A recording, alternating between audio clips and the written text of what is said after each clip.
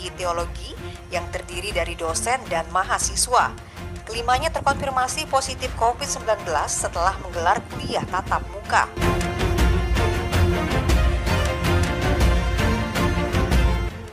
Setelah menjalani tes corona 2 kali, 36 dari 98 mahasiswa dinyatakan positif corona.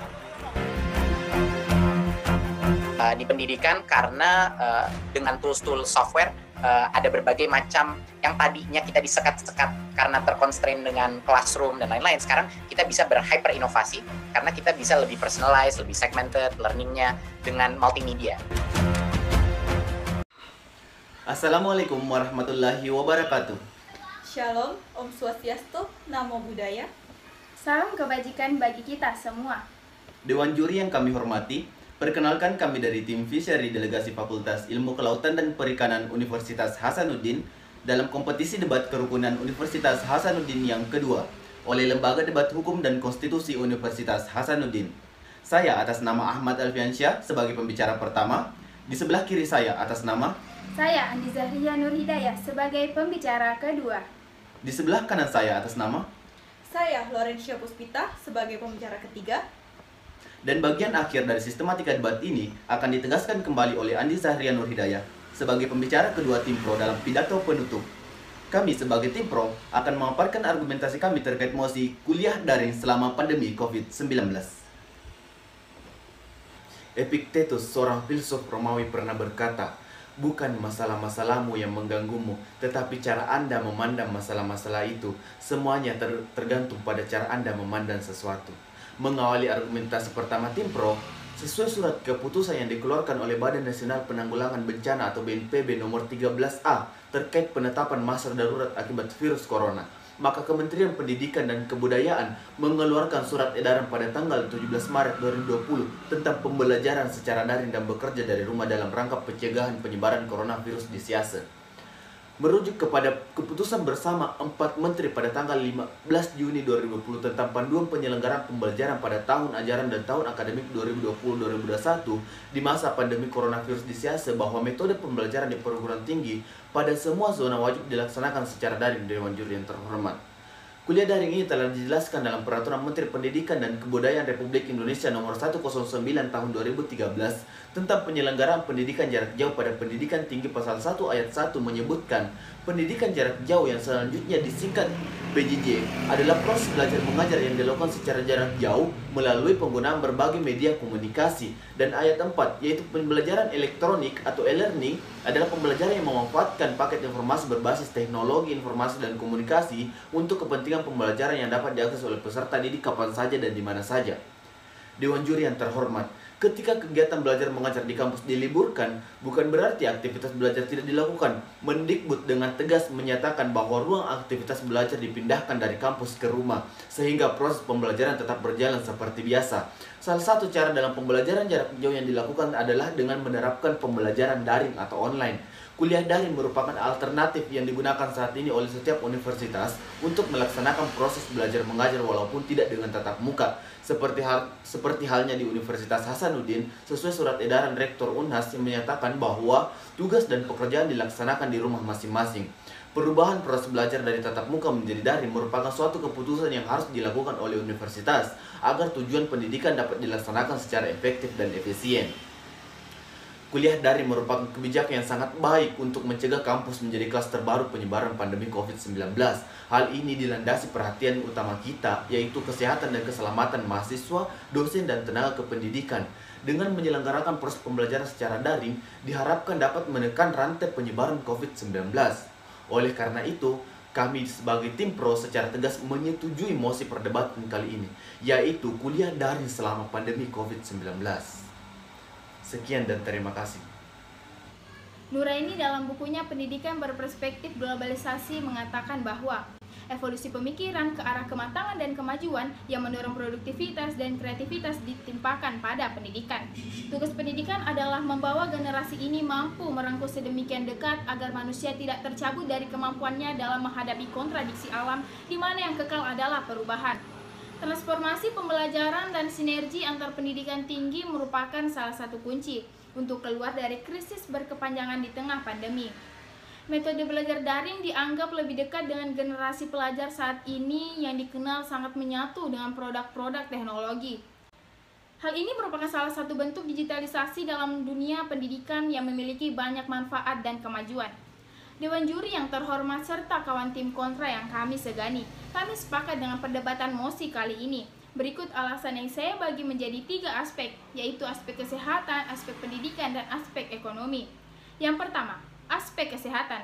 Penggunaan kuliah daring dalam proses pembelajaran diyakini dapat memberi kemudahan, menjadi sarana untuk dapat belajar secara langsung via dunia maya dan menghindari kontak fisik agar mencegah penularan COVID-19 yang berbahaya. Tingkat pendidikan tinggi tidak sama dengan sekolah dasar dan sekolah menengah yang menerapkan sistem zonasi, sehingga potensi penyebaran virus lebih besar dapat terjadi apabila kuliah tatap muka diterapkan. Sebagaimana kita ketahui, peserta didik dari perguruan tinggi berasal dari berbagai daerah.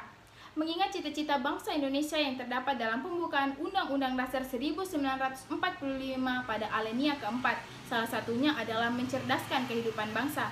Maka, dari rumah saja tetap menjalankan physical distancing, tetapi ilmu tetap terupdate. Program pemerintah memutus mata rantai penyebaran COVID-19 bisa terwujud dan cita-cita negara dalam aspek pendidikan akan tercapai. Yang kedua, pada aspek pendidikan.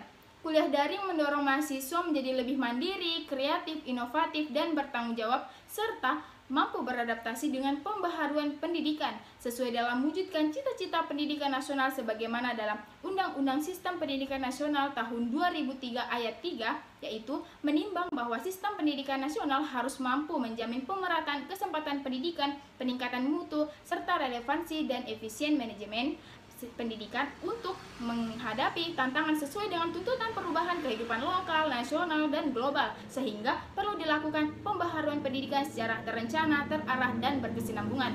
Kelebihan lainnya dengan kuliah daring, mahasiswa tidak hanya belajar mata kuliah di daftar, tetapi secara tidak langsung mahasiswa juga belajar teknologi, yang merupakan salah satu inovasi yang bagus dan perlu ditingkatkan dalam proses digitalisasi, mengingat perlunya dikuasai sistem informasi teknologi dan mengembangkan ilmu pengetahuan di era 4.0 yang serba canggih ini. Selain itu, teknologi digital juga memungkinkan mahasiswa untuk menyimak ekspresi dosen lebih jelas ketika mengajar, sehingga penjelasan dari dosen yang diberikan dapat direkam dan dapat diputar kembali apabila ada bagian yang kurang dipahami. Selanjutnya, pembelajaran daring juga memiliki pengaruh yang signifikan terhadap kemampuan literasi bahasa mahasiswa. Penggunaan daring dapat meningkatkan kemampuan membaca, menghasilkan pandangan positif dalam membaca, mendorong kelas diskusi, dan mengembangkan keterampilan membaca, sehingga mahasiswa dapat berpikir lebih kritis dan mengembangkan pola pikir. Beralih pada bidang ekonomi. Kuliah daring memberikan keringanan pengeluaran bulanan bagi mahasiswa jika dibandingkan dengan kuliah tatap muka dengan modal pas-pasan, seperti biaya transportasi dari rumah ke kampus, biaya print atau hard copy tugas kuliah, biaya penginapan atau kos, biaya makanan bulanan, serta pengeluaran lainnya di luar dari biaya uang kuliah tunggal, jika dibandingkan dengan kuliah daring yang bermodalkan pengeluaran pembeli kuota. Selanjutnya, dengan kuliah daring diterapkan, selain mencegah kontak langsung untuk mencegah penularan, juga memberikan waktu luang mahasiswa, sehingga waktu tersebut dapat digunakan untuk melaksanakan berbagai hal positif dan produktif. Mahasiswa dapat menjalankan kuliahnya dibarengi membuka bisnis dengan waktu yang elastis, daripada mengeluh kuota menipis, serta membuka pikiran yang idealis, ataupun membantu pekerjaan orang tuanya sehingga dapat membantu memulihkan perekonomian keluarga yang sebelumnya terjadi penurunan akibat pandemi COVID-19. Terima kasih. Sesuai dengan filosofi pendidikan dari Ki Hajar Dewantara dalam konteks perkuliahan, semua orang adalah mahasiswa, semua orang adalah dosen, dan semua tempat adalah kampus. Dengan kata lain, mencari ilmu tidak terbatas oleh waktu, orang, dan tempat. Dewan juri yang terhormat, seperti yang telah dijelaskan oleh pembicara 1 dan 2 mengenai alasan mengapa kuliah daring ini dapat diterapkan, mungkin sudah jelas karena saat ini kita sedang diperhadapkan dengan pandemi COVID-19.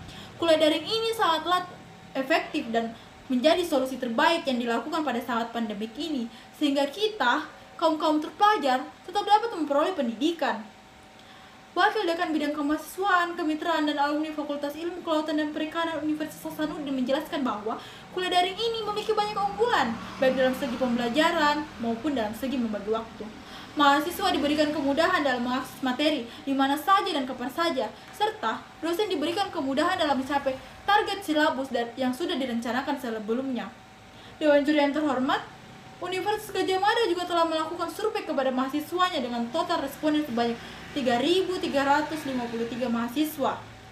Tujuan survei dilakukan adalah untuk memperoleh respon pengalaman dalam mengikuti perkuliahan daring. Hasilnya, perkuliahan daring dirasa oleh 52,3% mahasiswa yang merasa bahwa kuliah daring ini memiliki kemiripan dengan kuliah yang dilakukan di dalam kelas. Selain itu, hasil survei ini juga mendapatkan kesimpulan keunggulan perkuliahan daring, yaitu tidak perlu persiapan ke kampus, lebih berani bertanya, lebih fleksibel dan rileks, pengalaman baru, materi terdokumentasi dengan baik, dan dapat dipelajari kembali, serta lebih efisien waktu dan biaya. Yang ketiga yaitu dari Institut Agama Islam Negeri Kediri yang melakukan suatu pendataan dengan menghasilkan sebanyak 70,10% dari 262 mahasiswa yang mengatakan bahwa teknologi membuat pembelajaran lebih efektif, yang artinya bahwa sebanyak 185 mahasiswa yang mengatakan bahwa teknologi membuat pembelajaran menjadi lebih efektif. Perlu untuk diketahui bahwa dalam keadaan darurat seperti ini, kita perlu untuk memompa semangat dan mengasah rasa keingintahuan kita, yang artinya mahasiswa sebagai pusat belajar tidak boleh hanya mengandalkan dosen, namun juga harus secara mandiri untuk mencari sumber lain dari internet yang telah disediakan, baik itu dalam bentuk jurnal, buku digital, diktat, maupun video perkuliahan dan yang dapat diakses secara gratis. Sebelum membahas mengenai solusi dari kuliah daring agar menjadi lebih efektif, mari kita kembali mengingat pengertian SKS Satuan Kredit Semester dalam Peraturan Menteri Pendidikan dan Kebudayaan Nomor 3 Tahun 2020 tentang Standar Nasional Pendidikan Tinggi. Ternyata, kegiatan tatap muka hanya 50 menit dari 120 menit durasi pembelajaran dalam satu SKS, yaitu sekitar 42%. Selebihnya adalah waktu bebas bagi mahasiswa untuk mengeksplorasi materi pembelajaran di luar kelas. Era teknologi informasi ini sangat menjadi saat yang tepat bagi mahasiswa untuk mengeksplorasi materi karena semua materi perkuliahan telah tersedia di internet. Dengan demikian, faktor penentu keberhasilan belajar bukan hanya saja dari pertemuan yang dilakukan di kelas, melainkan dari kemauan pembelajar untuk mengeksplorasi materi pembelajaran. Berikut ini beberapa hal yang perlu diperhatikan oleh dosen dan mahasiswa dalam penggunaan media sosial agar karakter proses pembelajaran yang diinginkan dapat tercapai. Yang pertama yaitu interaktif. Pembelajaran tatap muka hanya 42%, sehingga mahasiswa dan dosen tidak seharusnya menganggap bahwa tatap muka adalah segalanya. Tetapi saat ini kita bisa menggunakan media sosial yang ada seperti Zoom, Google Meet, WA, dan lain sebagainya dalam berinteraksi. Yang kedua yaitu mengintegrasikan berbagai kegiatan belajar. Mahasiswa diberikan kesempatan untuk memilih kegiatan pembelajaran yang diminati dengan konsep merdeka belajar.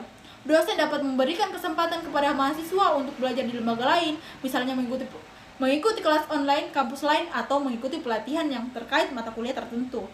Yang ketiga yaitu membangun semangat. Berkolaborasi era informasi ini sangat memungkinkan untuk membangun kolaborasi dengan siapapun dan dimanapun. Tidak perlu lagi memikirkan biaya pertemuan, karena dapat dilakukan komunikasi dari lokasi masing-masing. Para dosen dan mahasiswa dapat berkolaborasi dengan akademisi dari kampus lain, dalam negeri, dan atau dari luar negeri. Dosen dapat memanfaatkan forum-forum prodi sejenis yang selama ini telah ada. Dosen juga dapat memanfaatkan jaring teman kuliah untuk menjadi kolaborator. Terima kasih.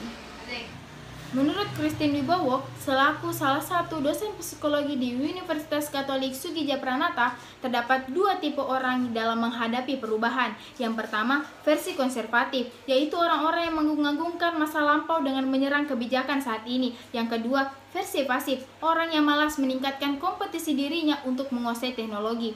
Kedua versi tersebut seringkali bukan disebabkan karena kemampuan intelektual yang kurang, namun ia tidak memiliki kemampuan untuk melakukan pembaharuan. Biasanya ia tidak mau keluar dari zona nyaman sehingga tidak adaptif. Masa pandemik ini dibutuhkan orang-orang yang berinovatif. Kita harus fleksibel mengikuti perubahan zaman sekaligus menghasilkan sesuatu yang bermanfaat bagi orang lain. Daripada mencela setiap ada kebijakan baru, lebih baik kita memberikan ide, dana, ataupun melakukan yang terbaik bagi orang-orang di sekitar kita. Pembelajaran merupakan inti dari proses pendidikan, maka kualitas pendidikan menggambarkan kualitas pembelajaran, sehingga peningkatan kualitas pendidikan dapat dilakukan melalui peningkatan kualitas pembelajaran. Jadikanlah pandemi ini sebagai ajang berinovasi. Dengan berakhirnya pemaparan ini, kami ucapkan terima kasih. Wassalamualaikum warahmatullahi wabarakatuh.